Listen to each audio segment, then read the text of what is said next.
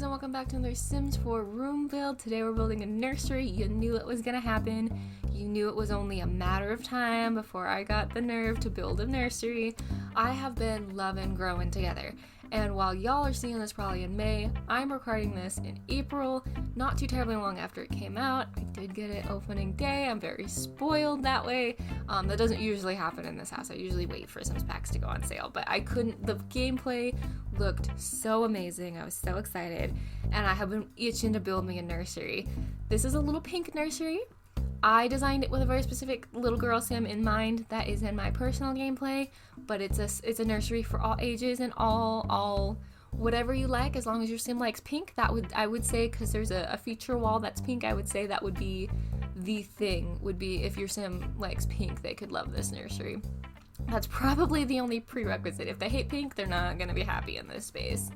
It does have a changing table with a trash can. It has a crib and a rocking chair. There is a seating area for reading. It is set up in a way that I think it would turn into a toddler's bedroom pretty stinking easy, because you can remove the changing table and turn that into a dresser.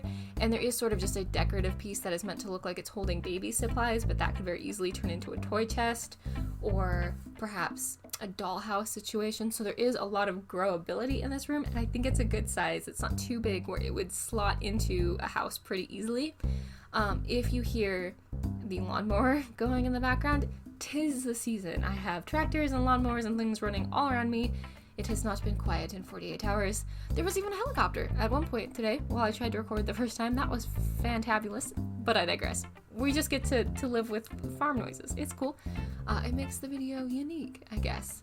In any case, I did play around with the pinks quite a bit, and this room, funnily enough, really made me want to go in and change swatches on a lot of things in Sims 4 Studio, which I thought would maybe be a fun video, but I'm still chewing on that idea because I love the pink and I love the way it worked out. But I wish the crib looked just a little bit different. Honestly, I love the cribs they gave us. I'm not complaining at all.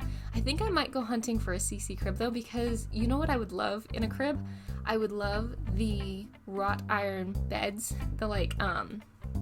I don't know how else you would describe them. The wrought iron beds, like children's beds.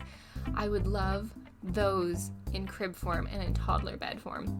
That would be so cute in this space. Like, I ended up going with a little bit more of the contemporary crib because I love this traditional crib, but it felt huge in the space, and it felt a little heavy in the space that I was trying to create. But I would love a wrought iron crib with matching changing table and stuff. I can see it in my head. I need someone to make it. I bet somebody already has. I wish I could model things. I wish I understood Blender better. Maybe I should just learn Blender. But I digress. At the very least, I think I could maybe make it work to swap it out some swatches. But we end up going with this crib, which is a little more modern, but I think it works in the space because it's a little bit more delicate. It's a little bit cleaner. And we ended up going with the matching changing table, which then definitely tilted this a little bit more modern. But again, I think it worked in this space. I wasn't particularly tied to the cottagecore nursery aesthetic, although I thought that would be very cool, and that's why I thought the wrought iron bed would be really awesome. Maybe the Sims will think about doing that. That'd be really cool. I would love so much if they took all of the kids' beds and made toddler/infant variants, and actually vice versa, although I think maybe there are pretty much kid variants. There's a lot more, so for me it's about to be Easter weekend, so that's why we're mowing, because the Easter bunny's gotta hide eggs out there, and so it needs to be clean and neat. We haven't had to mow because it's been super rainy out, but now we gotta mow because the wee ones are coming out to hunt eggs and Mr. Easter Bunny. So that is one of the interesting glitches. I just saw it on screen that I have seen with Growing Together. I've seen a lot of the pathing glitches, and I've seen a lot of the we're just gonna ignore your commands even if autonomy is off glitches.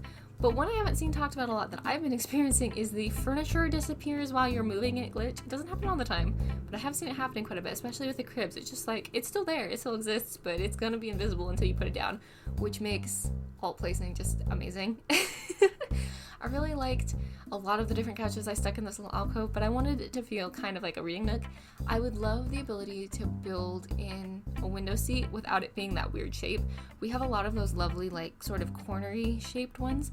Those are great. I love those, but I would love it if we just had basically that bench almost, or one of these benches where it fit, that it looks built in. because I have always dreamed of a window bench. That's something that I have wanted since I was a little girl. I asked my parents for it in my room when I was little. That was not feasible in my room. There is a place in this house that I currently live in that you theoretically could put one, but it would throw chaos into the living room, so I'm certainly not going to do it right now. But I love a window seat. I firmly believe that the best thing in the world is to sit in a window and read a book on a rainy day, but I digress. We also did a lot of fun, cute, like, wicker elements and a lot of fun, like, I tried to stay on the pastel side of the primary colors plus green, and I think it works pretty well because Growing Together has a lot of pastel colors plus green, pastel primary colors plus green, but it ended up getting a little bit brighter, and I think that works because realistically, like, you can have a beautifully curated nursery just in the way you want it, but people are going to give you stuff that's very important and sentimental to you, and it's going to be differently colored. It's not going to all match and come together, and I think this nursery captures that pretty well, where it's like you can tell the parents had a theme, they had an idea, they were rolling with it, but people gave them things, and it was important, and it was lovely. You know, grandma gave them something, aunt gave them something, best friend gave them something, and it's important, and they want their kid to have that, and so they keep it in the nursery, and that makes good sense to me. And so I really like the way this room turned out. I feel like the screenshots maybe don't do it justice. It's really pleasant to plan.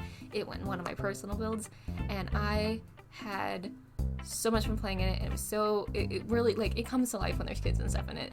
The screenshots I don't think do it quite justice, but I can hear my voice starting to go, and the lawnmower is hanging out, and I don't know if you can hear that. That's actually my work chat going off, so I gotta go. But I hope you're having a great day, and I hope you're feeling loved, and I hope you like this nursery and that it fits into your house, and that you get to play with it, and that all your infants are lovely and angelic, or crazy little terrors if that's what you want. And I will talk to y'all in the next one. Bye bye.